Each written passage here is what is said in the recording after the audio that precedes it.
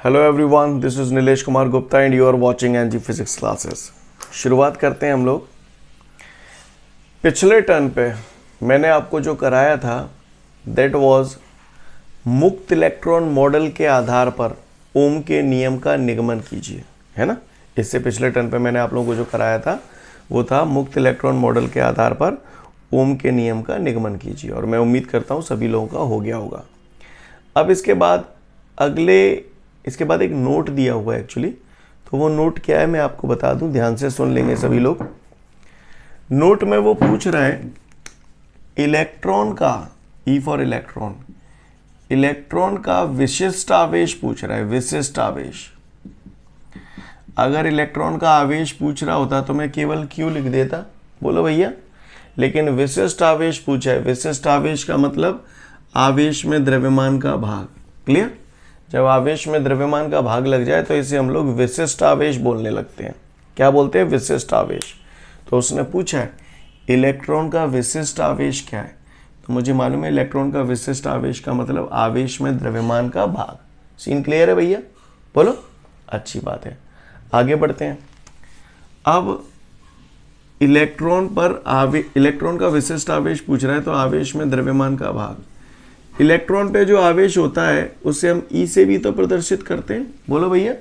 Electron के आवेश को ई से भी प्रदर्शित करते हैं, तो यानी वो ई बटे एम का मान पूछ रहा है। निकालते हैं। इलेक्ट्रॉन का जो विशिष्ट आवेश होता है, आपको बता दूं आपकी जानकारी के लिए, 1.76 गुणा 10⁻11 कूलाम प्रति किलोग्राम होता है। कितना होता है? 1.76 गुणा 10⁻11 कूलाम प्रति किलोग्राम होता है। हम सभी को ये याद होना चाहिए डायरेक्ट। क्लियर है ना? अब ठीक है, अच्छी बात है। अगर इन केस आप भूल जाते हैं तो कोई टेंशन वाली बात नहीं है, आप इसे निकाल भी सकते हैं। पहले समझिए, सबसे पहले मैं बात करता हूं इलेक्ट्रॉन का द्रव्यमान। और इलेक्ट्रॉन का द्रव्यमान कहीं ना कहीं मैं आपको स्टार्टिंग में पढ़ा चुका हूं। क्लियर? सब लोग जानते भी हैं, 9th 10th 11th से जानते हैं। इलेक्ट्रॉन का द्रव्यमान होता है 9.1 गुणा 10⁻−31 किलोग्राम। क्लियर? ओके, 9.1 गुणा 10⁻−31 किलोग्राम मैंने पढ़ाया भी था आपको स्टार्टिंग में, याद हो तो बस। तो विशिष्ट आवेश कोई तोप थोड़ी, अगर आप ये नंबर भूल भी जाओ तो कोई टेंशन नहीं है, आप निकाल सकते हो। क्योंकि देखो ई है इलेक्ट्रॉन का आवेश, तो इलेक्ट्रॉन का आवेश होता है 1.6 गुणा 10⁻−19 कूलाम, आप जानते हो। द्रव्यमान इलेक्ट्रॉन का आप लोग जानते ही हो, 9.1 गुणा 10⁻−31 किलोग्राम। तो जब पूरे आइटम में जब सॉल्व करोगे आप तो यही आ जाओगे। समझ में आई बात? कहाँ थे आवाज़? और ये कूलाम प्रति किलोग्राम। उम्मीद करता हूँ समझ में आ गया होगा नोट आपको। क्लियर? ओके। ओटी वगैरह में आ जाता है इलेक्ट्रॉन का विशिष्ट आवेश कितना होता है, तो आपको ये बताना होगा। राइट? नहीं याद रहे तो आप निकाल सकते हो, लेकिन इतना पता होना चाहिए विशिष्ट आवेश मतलब आवेश में द्रव्यमान का भाग। कहानी समझ में आ रही है आप लोगों को? बोलो भैया, सीन क्लियर है सभी को? तो जल्दी से फटाफट नोट्सों में ये नोट देख लो, फिर आगे बढ़ेंगे। अगला प्रश्न इसके बाद वो हमको बोल रहा है कि भैया सिद्ध करो कि आवेश वाहकों की गतिशीलता विशिष्ट आवेश एवं श्रांति काल के गुणनफल के बराबर होती है। क्लियर? वो कह रहा है सिद्ध करो आवेश वाहकों की गतिशीलता विशिष्ट आवेश एवं श्रांति काल के गुणनफल के बराबर होती है। देखो भैया, आवेश वाहकों की गतिशीलता की अगर मैं बात करूं, आवेश वाहकों की गतिशीलता की अगर मैं बात करूं, तो आप लोगों ने पढ़ा था स्टार्टिंग में 1-2 दिन पहले। आवेश वाहकों की गतिशीलता को हम लोग अक्षर म्यू से प्रदर्शित करते हैं। बोलो भैया, करते हैं कि नहीं करते? क्लियर है ना? आवेश वाहक, कोई प्रॉब्लम आ रही है क्या? क्लियर है? तो आवेश वाहकों की गतिशीलता को हम लोग अक्षर म्यू से प्रदर्शित, आवेश वाहकों की गतिशीलता को हम लोग अक्षर म्यू से प्रदर्शित करते हैं। तो आवेश वाहकों की गतिशीलता को हम लोग अक्षर म्यू से प्रदर्शित करते हैं। तो वो बोल रहा है सिद्ध करो कि आवेश वाहकों की गतिशीलता विशिष्ट आवेश हमने अव्याली पढ़ा है, E/m, ठीक है। और श्रांति काल हमने पिछले टर्न पे पढ़ा था। श्रांति काल को अपन लोग टाउ से प्रदर्शित करते थे, अगर आपको याद हो तो। दो लगातार टक्करों के बीच लगने वाले समय को श्रांति काल कहते हैं, ऐसा बताया था मैंने, याद है? तो वो बोल रहे हैं सिद्ध करो कि आवेश वाहकों की गतिशीलता विशिष्ट आवेश और श्रांति काल के गुणनफल के बराबर होती है। यानी हमको ये वाला आइटम सिद्ध करना है। क्वेश्चन समझ गए आप लोग भैया? बोलो, सीन क्लियर है सभी को? क्वेश्चन समझ में आता है? तो चलिए हम लोग इसे सिद्ध करते हैं। इसको सिद्ध करने के लिए सबसे पहले फिर वही रोज की कहानी, मैंने यहाँ पर एक ये बना दिया आपके लिए चालक। ठीक है भैया, ये चालक है। चालक के सिरों पर मैंने ये बैटरी लगा दी, वी विभवांतर वोल्ट की, है ना। ये विद्युत क्षेत्र की दिशा है। सीन समझ में आ रहा है ना? ये वही रोज वाला चित्र अपन रोज बनाते हैं, प्लस माइनस सब में समझ में आ रहा है। प्लस इधर क्यों, माइनस इधर क्यों, समझ में आ रहा है? इलेक्ट्रॉन किधर की तरफ गति करते हैं, बताना जरा इशारे से। इलेक्ट्रॉन किधर की तरफ गति करते हैं? इस तरफ गति करते हैं। चलो आ जाओ, तो सिद्ध करते हैं हम इस सूत्र को। तो मुझे मालूम है भैया, आवेश वाहकों की गतिशीलता का सूत्र मैंने बचपन में पढ़ा था, म्यू बराबर वीडी अपॉन ई। म्यू बराबर वीडी अपॉन ई, ऐसा अपन ने सूत्र पढ़ा था, अगर आपको याद हो तो बोलो भैया। पढ़ा था ना? अच्छी बात है। अगर इतनी बात आपको क्लियर है तो अगली बात पे आता हूं, ध्यान से सुनेंगे हम लोग। म्यू बराबर ई तो मैंने ये लिख दिया, ठीक है। अब मेरे को जरूरत है वीडी की। वीडी सुना है? वीडी को आप लोग अनुगमन वेग बोलते हो। बोलो भैया, अनुगमन वेग। तो मुझे मालूम है गति के प्रथम समीकरण के अनुसार गति के प्रथम समीकरण के अनुसार तो गति का प्रथम समीकरण हमसे क्या कहता था, अगर आपको याद हो तो? v बराबर यू प्लस ए टी। याद है? मैंने बताया भी था आपको। अगर विद्युत क्षेत्र नहीं लगाता तो इलेक्ट्रॉन का वेग कितना होता, बताओ भैया? 0। तो u प्रारंभिक वेग है, प्रारंभिक वेग मैंने कर दिया 0। जैसे ही विद्युत क्षेत्र आरोपित कर दिया, इलेक्ट्रॉन गति करने लगा। जितने वेग से वो गति करता है उसे अनुगमन वेग कहते हैं। अनुगमन वेग कहते हैं। तो अनुगमन वेग, अंतिम वेग जो है वो अनुगमन वेग है। तो अंतिम वेग वीडी। समझ में आ रहे हैं स्टेप? बोलो भैया। प्लस ए, इस समय इलेक्ट्रॉनों की दो लगातार टक्करों के बीच में लगने वाले समय को श्रांति काल कहते हैं, इसलिए टी की जगह टाउ। भाषा समझ में आ रही है भैया? तो वी डी बराबर क्या हो जाएगा, 0 प्लस ए टाउ। क्या ये बात समझ में आई सभी को? बोलो भैया। अच्छी बात है। इतने एक बात समझ में आ गई तो म्यू बराबर अपना हो गया ए टाउ अपॉन ई। बोलो भैया, एग्री करते हो आप लोग इस बात से? आगे बढ़ जाऊं? अच्छी बात है। अगर ये बात समझ में आती है तो अगली बात पे आता हूं, ध्यान से देखें। म्यू बराबर, अब आप मुझे एक बात बताओ, यहाँ पर सभी लोग ध्यान से देखिएगा।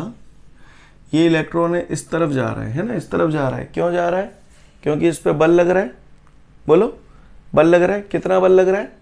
हाँ, कितना बल लग रहा है? Q E. वेरी गुड आशु। एफ बराबर क्यू ई। तो ई तो मैंने ये लिख दिया, क्यू की जगह ई लिख दूं, क्योंकि इलेक्ट्रॉन पे बल लग रहा है। इलेक्ट्रॉन के आवेश को हम लोग स्मॉल ई से प्रदर्शित करते हैं। बोलो भैया। अच्छा, बल बराबर होता है द्रव्यमान गुणा त्वरण बराबर ई ई। बात समझ में आई भैया? बोलो। तो त्वरण ए बराबर क्या आ जाएगा यहाँ से, ई ई अपॉन एम। जे एम नीचे आ जाएगी। बोलो।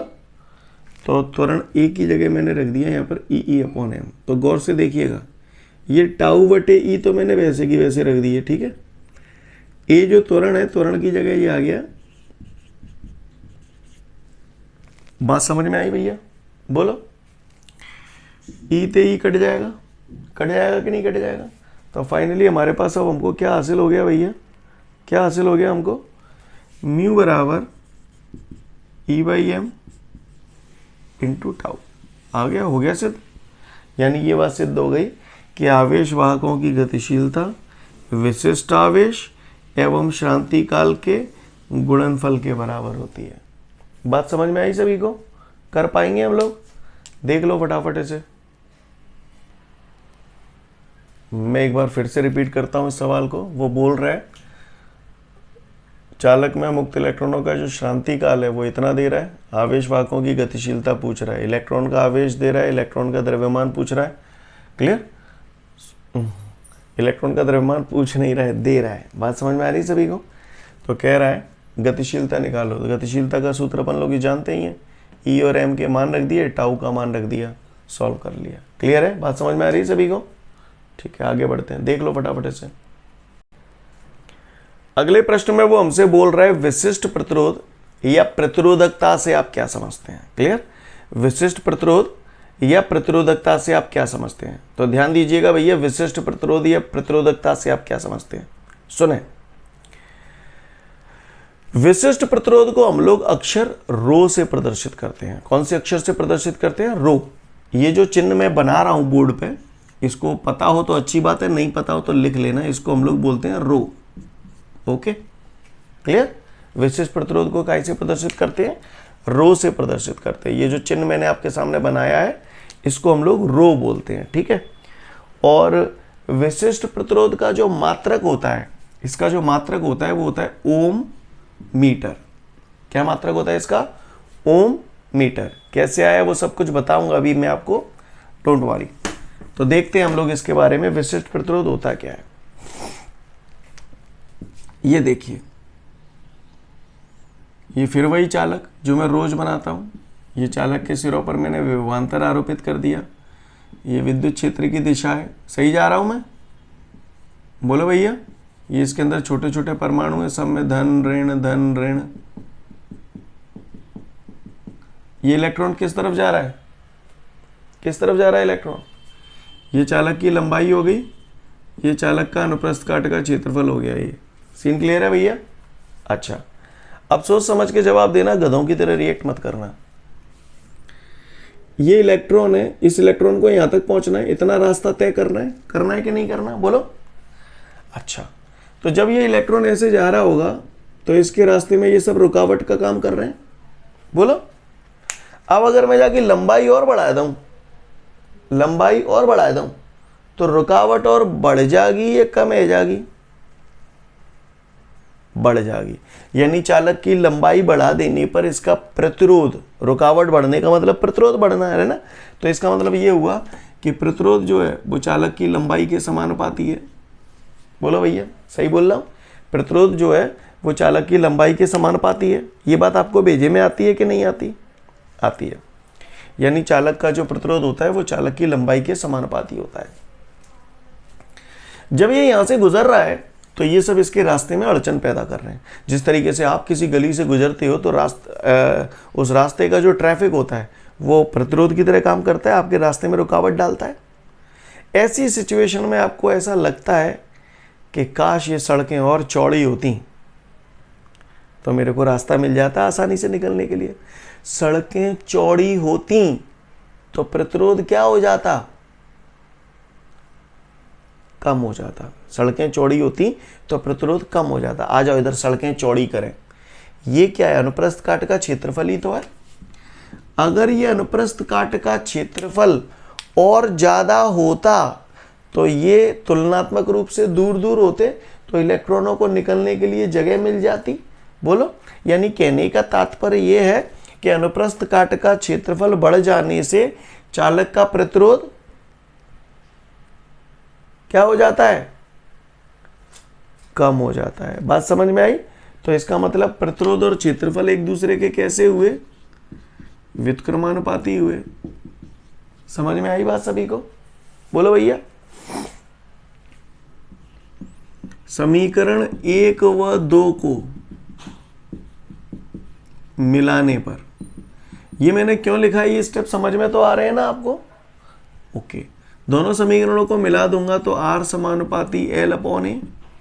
बोलो भैया, अच्छी बात है। तो R बराबर, समानुपाती हटाते हैं तो नियतांक आता है। तो यहां रो एक समानुपाती नियतांक है जिसे चालक का विशिष्ट प्रतिरोध कहते हैं या फिर प्रतिरोधकता कहते हैं। क्लियर? प्रतिरोध और प्रतिरोधकता अलग अलग बात है। क्लियर है? कोई बहुत ज्यादा अंतर नहीं है, पर अंतर है, बताऊंगा क्या अंतर है। तो रो यहां पर क्या है? चालक का विशिष्ट प्रतिरोध या फिर हम इसे प्रतिरोधकता भी कहते हैं। सीन क्लियर है भैया? ओके। सूत्र बिल्कुल घोंट के पी जाना। R बराबर, ओ सॉरी क्या कर रहा हूं मैं यार, समानुपाती हटाया तो नियतांक आ गया, तो रो L/A। सीन क्लियर है? बात समझ में आ रही है सभी को? अच्छी बात है। सूत्र याद रखना, R बराबर रो L है, R बराबर रो L है, रो L/A। याद हो जाएगा आपको? R बराबर रो L/A। ठीक है। इसमें R प्रतिरोध है, L चालक की लंबाई है, ए चालक का अनुप्रस्थ काट का क्षेत्रफल है, ठीक है भैया, अनुप्रस्थ काट का क्षेत्रफल। और रो क्या है? विशिष्ट प्रतिरोध, या फिर हम इसे प्रतिरोधकता भी बोलते हैं। सीन क्लियर है भैया? बोलो भैया। चलो अच्छी बात है। अगर इतनी बात जो मैंने बोली आपको समझ में आ रही है तो आगे बढ़ते हैं। अब थोड़ी सी कुछ खास बातें बताता हूं आपको, ध्यान से सुनिएगा। ए जालंग ले आऊंगो तो जे जागो आर ए, बोलो भैया। एल नीचे ले आऊंगो तो रो बराबर का है जाएगी, ध्यान देना इधर कर रहा हूं। रो बराबर हो जाएगा हमारा आर ए अपॉन एल। जो बोल रहा हूं आपको बात समझ में आ रही है? रो बराबर अपना क्या हो जाएगा बेटा? R A upon L. जो मैंने किया समझ में आ रहा है भारतीय? बोलो, अच्छी बात है। अब हम लोग जानते हैं यार प्रतिरोध है, आर प्रतिरोध है, प्रतिरोध का मात्रक ओम, प्रतिरोध ओम में नापा जाता है। ये क्षेत्रफल है, अनुप्रस्थ काट का क्षेत्रफल, क्षेत्रफल मीटर स्क्वायर में नापा जाता है। बोलो भैया। तो क्षेत्रफल का मात्रक मीटर स्क्वायर, ये लंबाई है, लंबाई मीटर में नापी जाती है। तो मीटर से वर्ग कट जाएगा, बोलो भैया, वर्ग कट जाएगा। तो विशिष्ट प्रतिरोध का मात्रक क्या आ गया? ओम मीटर। मैंने बोला था ना अभी आपको, क्लियर? तो समझ में ये सिद्ध करके आ गया। किसी ने पूछा जैसे प्रतिरोध को ओम में नापते हैं, ठीक उसी प्रकार अगर किसी ने पूछा विशिष्ट प्रतिरोध काय में नापा जाता है, तो हम बोलेंगे ओम इंटू मीटर। काय में नापा जाता है? Ohm into metre. समझ में आई बात? यानी विशिष्ट प्रतिरोध का मात्रक ओम इंटू मीटर होता है। यहां तक भेजे में आती है सबके बात? बोलो भैया। अगर इतनी बात आप लोगों के भेजे में आ गई तो फिर मैं अगली बात पे आता हूं, ध्यान से सुनिएगा। अब हम इसकी परिभाषा बनाने जा रहे हैं, क्लियर? इसकी परिभाषा बनाने जा रहे हैं। चलो बनाते हैं इसकी परिभाषा, गौर से देखिएगा सब लोग। किसी भी परिभाषा को बनाने के लिए हम चीजों को 1 1 1 मान लिया करते हैं। बोलो भैया। चलो मानते हैं। मुझे ये बताना है विशिष्ट प्रतिरोध की परिभाषा क्या है, ठीक है? तो L बराबर 1 मीटर रख दूं, A बराबर 1 मीटर स्क्वायर रख दूं, तो R बराबर कितने का आ जाएगी? रो आ जाएगी। बोलो भैया। क्योंकि L की जगह 1 रखोगे तो रो को गुणा 1 से करोगे तो रो ही आ जाएगा। A की जगह 1 धरोगे तो बटे में 1 धरवे की कोई जरूरत ना हो। क्या मैं उम्मीद करूं आपको ये बात समझ में आ गई? क्लियर? तो सुने भैया, ध्यान से सुनिएगा। L बराबर 1 मीटर क्या है आप बताओ? L बराबर 1 मीटर क्या है? हाँ, 1 मीटर लंबा चालक है। बोलो क्या है? जब मोहे खोलो का है जी? 1 मीटर लंबा चालक है जी। का है? हाँ, चालक का अनुप्रस्थ काट का क्षेत्रफल 1 मीटर स्क्वायर है। क्या है इसका मतलब? चालक के अनुप्रस्थ काट का क्षेत्रफल 1 मीटर स्क्वायर है। तो बस इस चालक के प्रतिरोध को ही विशिष्ट प्रतिरोध कहते हैं। क्लियर? सुनो सुनो सुनो। 1 मीटर लंबे, समझ गए जी? 1 मीटर लंबो है एवं 1 मीटर स्क्वायर अनुप्रस्थ काट के क्षेत्रफल वाले, यानी ये अनुप्रस्थ काट का क्षेत्रफल भी 1 है, और इसी चालक के प्रतिरोध को विशिष्ट प्रतिरोध कहते हैं। फिर से बोल रहा हूं, ध्यान से सुने। 1 मीटर लंबे एवं 1 मीटर स्क्वायर अनुप्रस्थ काट के क्षेत्रफल वाले चालक के प्रतिरोध को विशिष्ट प्रतिरोध कहते हैं, या फिर प्रतिरोधकता कहते हैं। क्लियर है? या फिर आप ऐसे बोल दो, यदि हम 1 मीटर लंबा चालक लें जिसके अनुप्रस्थ काट का क्षेत्रफल 1 मीटर स्क्वायर हो, तो उस चालक के प्रतिरोध को विशिष्ट प्रतिरोध कहते हैं। तो कोई गलत थोड़ी है, एक ही बात है, चाहे जैसे बोल लो। समझ गए आप मेरी बात को?